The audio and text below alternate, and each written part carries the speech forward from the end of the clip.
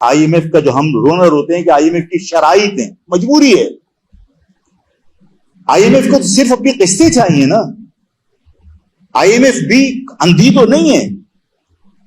I am F کے پاس آپ کا پل بل کا ریکارڈ ہے، ایک ایک پائی کا ریکارڈ ہے. آئی ایم ایف نے آپ کو $3 ارب دیے اور اگلے سال $23 ارب واپس کرنے. تو آئی ایم ایف کو کیا پتا نہیں کہ $23 ارب کہاں سے واپس کریں گے؟ ان کی جرت نہیں، کہاں سے کریں گے پیسے واپس. آئی ایم ایف نے $23 ارب جمع کرنے کے لیے آپ کو فارمولا بتا دیا، ٹیکس لگا دیجئے، یہ کر دیجیے. آئی ایم ایف کے نام پر آپ کے اوپر ٹیکس لگ رہے ہیں. آئی ایم ایف کی بھی کنڈیشن ہوگی. کیا آئی ایم ایف کو جب یہ پتا ہے کہ کتنے نوٹ آپ نے بغیر لیکوڈیٹی کے چھاپ دیے اور آپ کی کرنسی اسی وجہ سے ڈی ویلیو ہو رہی ہے، تو کیا اس کو یہ نہیں پتا کہ 43 کروڑ یونٹ پاکستان افواج کے افسران، بیوروکریٹ اور ججز 43 کروڑ یونٹ یہ بجلی کے فری استعمال کرتے ہیں، جن کی تنخواہیں لاکھوں روپے میں، جن کی تنخواہیں 22-25 ہزار روپے ہیں، گارمنٹ فیکٹریوں میں نوکریاں کرتے ہیں، 15,000 روپے کرائے کا گھر ہے اور 15,000 روپے بجلی کا بل ہے. بچوں کو کیا کھلائیں گے، کیا پلائیں گے؟ زہر کے علاوہ کچھ بچتا ہے؟ لوگ خودکشیاں کر رہے ہیں، اس کی پرواہ نہیں ہے. لاکھوں روپے تنخواہ لینے والے کے بجلی کے بل معاف ہے، پیٹرول اس کو معاف ہے، لگژری گاڑیاں معاف ہیں. ان سارے حالات کے اندر آپ کو یہ بات سمجھ لینی چاہیے کہ یہ سب ایک منصوبہ بندی کے تحت ہو رہا ہے. جو بات آج میں کہنے جا رہا ہوں، یہ بہت ہمت کر کے میں یہ بات آپ کو سمجھانا چاہ رہا ہوں. ظاہر ہے کہ کوئی سبسٹینشل ایویڈنس ایسا نہیں کہ جو میں کہوں کہ یہ لو ایویڈنس، لیکن سیدھی بات یہ ہے کہ جو کچھ ہو رہا ہے یہ ہمیں اس طرف دھکیلا جا رہا ہے کہ جس وقت آپ سے کوئی بین الاقوامی طاقتیں یہ کہیں گی کہ یہ پیسے نہیں دے سکتے ہو، اپنا نیوکلیر پروگرام کیپ کر دو، یہ نیوکلیر پروگرام ہمارے حوالے کر دو، ہم سارے قرض معاف کر دیں گے. یہ ڈالر جو آج 350 روپے کا مارکیٹ میں نہیں مل رہا، یہ کل 100 روپے کا ملے گا. جو آٹا آپ آج 200 روپے کلو خرید رہے ہو، کل یہ 20 روپے کلو ملے گا. میں اور آپ کیا کریں گے اس وقت؟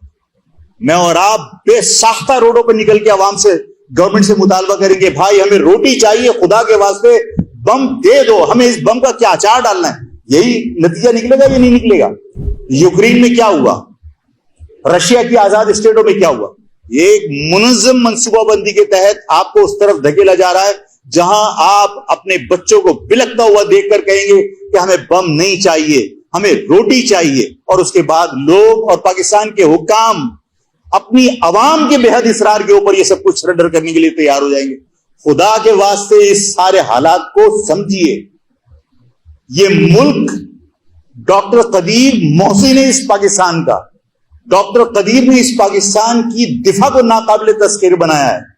آج اس کے اس احسان کو مٹی میں ملا کر خدا نخواستہ ایک سازش کے تحت آپ کو مجبور کر دیا جائے.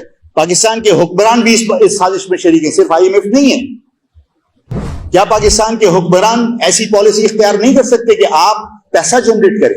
کیا پاکستان کے حکمران ایسی پالیسی اختیار نہیں کر سکتے کہ آپ کا ایکسپورٹ بڑھے اور امپورٹ کم ہو جائے؟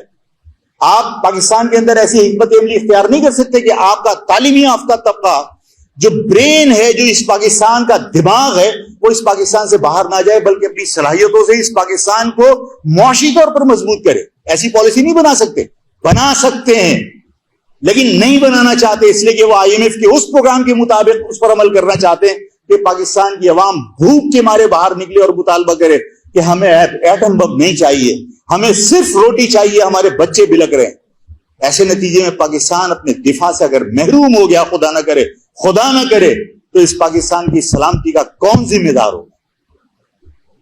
اس پاکستان کو بچانے کے لیے کون کنونشنل جنگ لڑے گا؟ یہ وقت نہیں ہے کہ دوبارہ 303 سے آپ جنگ لڑ لو. یہ پاکستان کا دفاع، یہ ڈاکٹر قدیر محسن پاکستان، اس کی قربانیوں کا نتیجہ ہے کہ آج اس ایٹم بم کی وجہ سے انڈیا آپ کی طرف میلی آنکھ سے نہیں دیکھتا.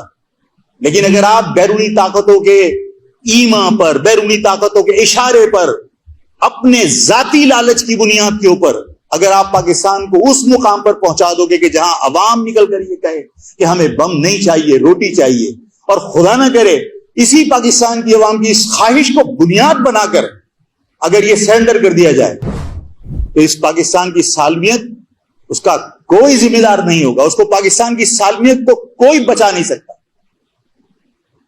کس پوزیشن میں آپ, کن حالات سے گزر رہے ہیں آپ؟ اس عوام کو آپ نے بھروسہ نہیں دیا, اس عوام کے دلوں میں خوف پیدا کر دیا, اس عوام کے لوگوں کے دلوں میں نفرت پیدا کر دی.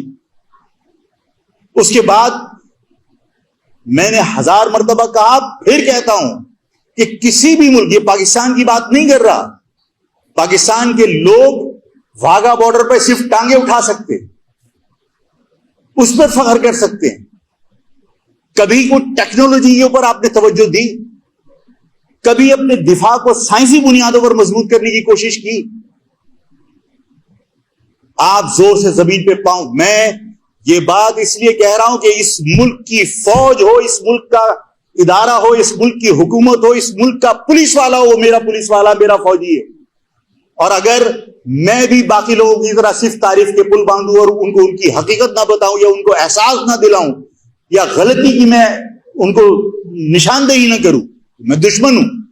دشمنی وہ نہیں ہے کہ ہر اچھے اقدام اور ہر برے اقدام کے اوپر آپ تعریفیں کریں. غلطی کی نشاندہی کرنا وفاداری ہے.